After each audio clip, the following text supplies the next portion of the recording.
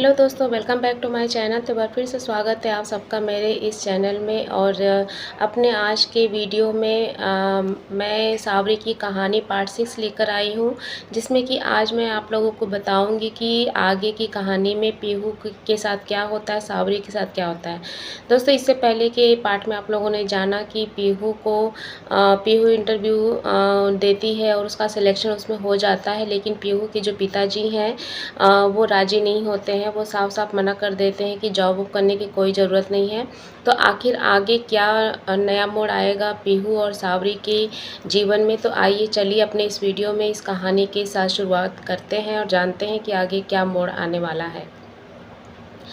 दोस्तों, फ़ोन पर अंकुश की बातों से लग रहा है कि वो भी चाहता है कि दीदी ज्वाइन कर ले, ऐसा पीहू सावरी जो है वो बता रही है। दीदी ने सारी बात अंकुश को बता दी है कि पिताजी नहीं चाहते हैं कि वो जॉब करे। अंकुश ने थोड़ा सोच के सुझाव दिया कि ठीक है पीहू, तो ऐसा करो, आप आज आके जॉब को कंफर्म करके सारी फॉर्मेलिटी पूरी कर दो। दीदी बोली, पर पिताजी। अंकुश ने फिर भी बोला, आपको जॉब आपके फाइनल एग्ज़ाम के बाद ज्वाइन करना है, इसमें अभी बहुत समय है। तब तक आप पिताजी को मनाने की पूरी कोशिश कीजिए। अगर नहीं माने तो मैं बात करूंगा आपके पिताजी से। दीदी बोली, आप इतना सब हमारे लिए क्यों कर रहे हैं, आप परेशान मत होइए। अंकुश बोला, आप बहुत ही टैलेंटेड है और मैं टैलेंट की कद्र करता हूँ, तो बस मैं नहीं चाहता कि आपका जो हुनर है वो कहीं सीमित रह जाए। दीदी ने कहा, ठीक है, मैं आज आने की कोशिश करती हूँ, लेकिन मैं कंफर्म नहीं हूँ कि मतलब कि मैं जॉब के लिए हाँ ही बोल पाऊँगी। दीदी ने सारी बात हमें बताई, मतलब सावरी को।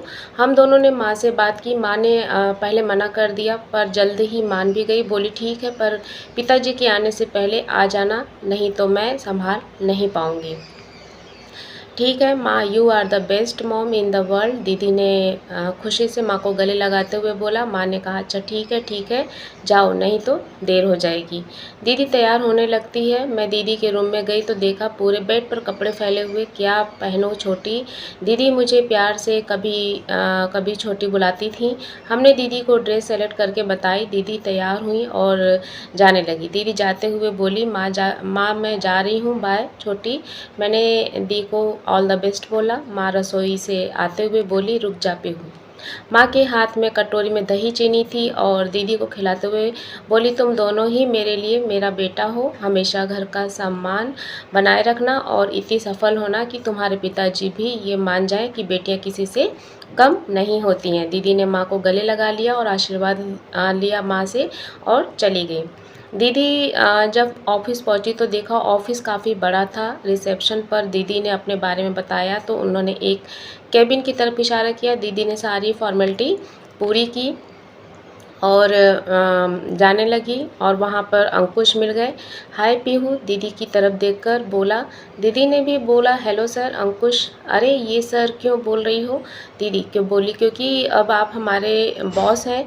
अंकुश हंसते हुए, नहीं, मेरे ऑफिस में मैं किसी को अपने आप को बॉस नहीं कहलाता, तो आप भी बस अंकुश ही बुलाइए। तो आपकी जॉब फाइनली फिक्स हो गई है? हाँ सर, पर पता नहीं कर पाएंगे या नहीं, दीदी उदास होकर बोलती हैं। अंकुश फिर बोलता है कि फिर सर अगर आगे से अपने सर बोला तो मैं आपको मैम बोलने लगूंगा। चलिए फिर कॉफ़ी पीने चलते हैं आपकी जॉब की खुशी में। नहीं, आपको तो पता है कि पिताजी को नहीं पता, उनके आने से पहले पहुंचना है फिर घर पर, नहीं तो बवाल हो जाएगा। अंकुश और पीहू दोनों हंसने लगते हैं। दीदी जब घर आई तो दोनों दीदी को पकड़ के बैठ गई और सारी बातें मैं पूछने लगी। दीदी बोलती, रुक जा, थोड़ा सांस तो लेने दे। दीदी ने सारी बात बताई। मैं कुछ सोच में पड़ गई। दीदी ने सर पर हल्की सी थपकी दी और बोली, अब किस सोच में पड़ गई? मैं बोली, दीदी अंकुश इतने अच्छे स्वभाव के और तरुण इतनी मतलबी, दोनों भाई एक दूसरे के अपोजिट, ऐसा क्यों? तरुण अंकुश के पिता और माँ को मंदिर की सीढ़ियों पर मिला। हम दोनों हंसने लगे, इसीलिए दोनों में डिफरेंस है ऐसा करके।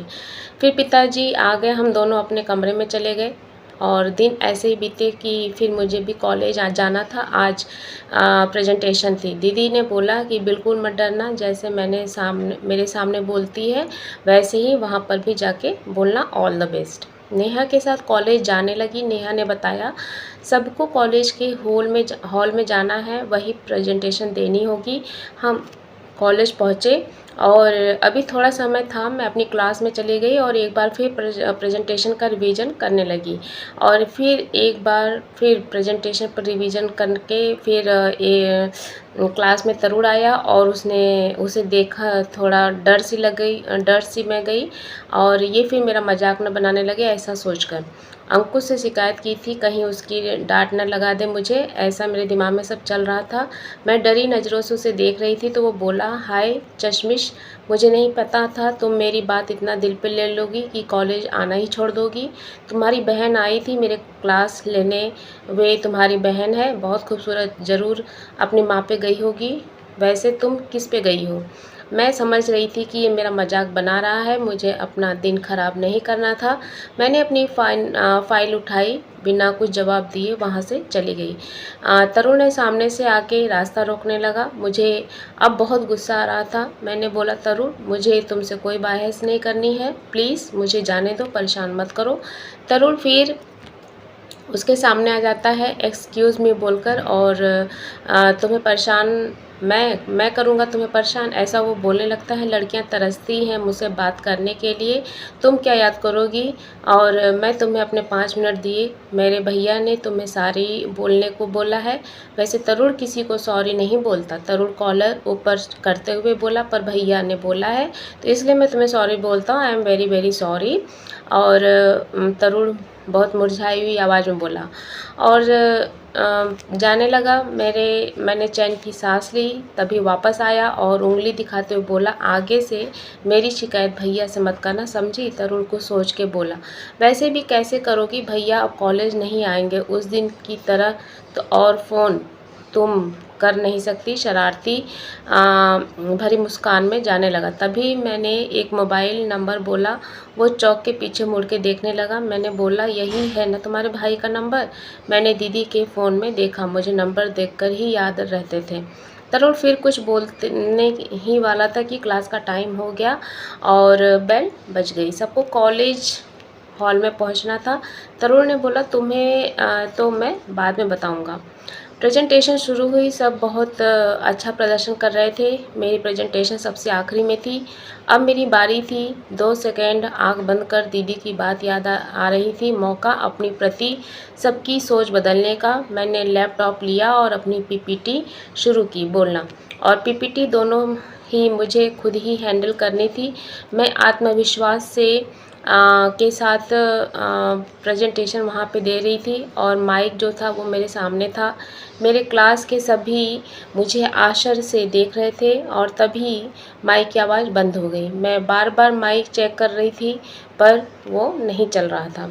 दोस्तों, यह था पार्ट 6, जिसमें कि आप लोगों ने देखा कि सावरी किस तरह से अपना प्रेजेंटेशन दे रही है और लास्ट में माइक जो है बंद जाता है। और अब सवाल यह है कि आखिर आगे क्या होता है, जो सावरी है उसका प्रेजेंटेशन अच्छा जा पाएगा कि नहीं जा पाएगा, और यह जो माइक बंद हुआ है यह क्या किसी की शरारत है या फिर एक कोइंसिडेंस है?